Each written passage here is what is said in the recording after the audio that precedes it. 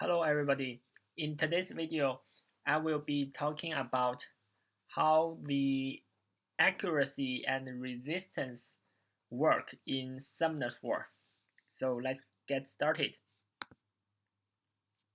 How does a debuff land? The first step is glancing hit check, and if it fails, the debuff will miss, and if it passes, it will go to the second step, which is activation chance check. And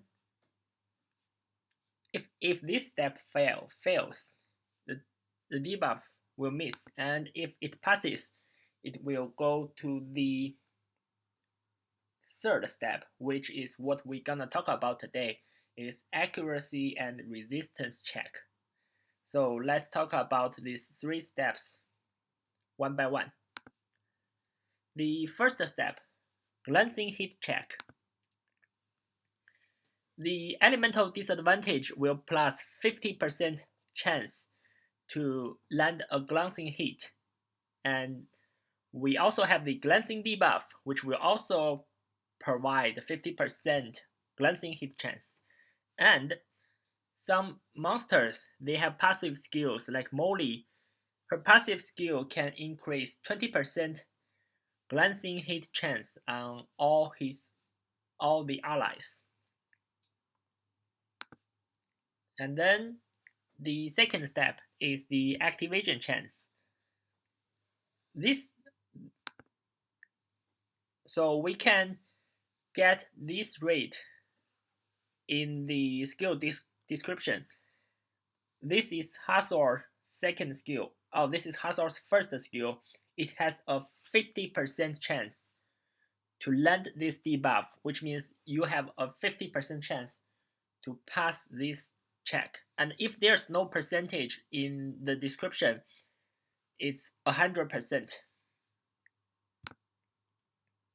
Okay, if a debuff managed to pass the first step and the second step, it goes to the third step, which is the accuracy and resistance check.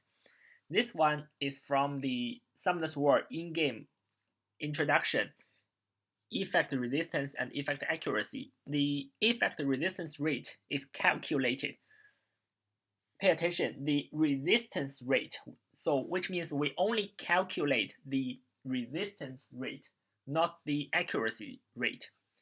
And this resistance rate is calculated by subtracting effect accuracy from effect resistance.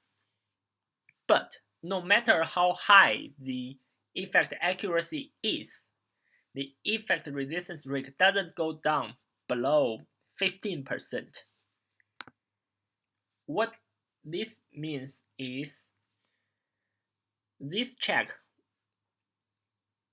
enemy resistance minus your monster accuracy, and if it goes below 15%, the chance that this debuff is resisted will always equal to 15%.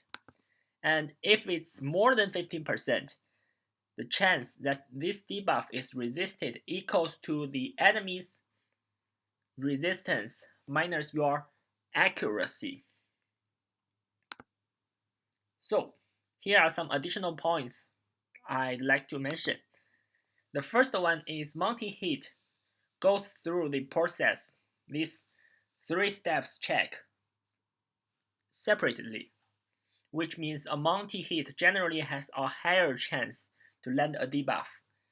And for some specific monsters like Josephine, the Water Paladin, her first skill won't land as a glancing hit, so it will skip this first check.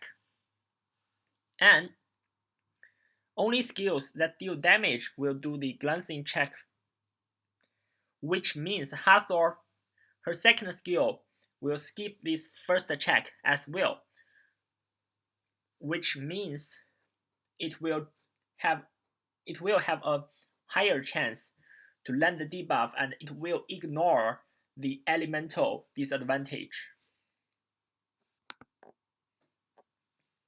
Okay, if you have no idea what I was talking about, and this is probably what you would like to have a think today, which are the conclusions.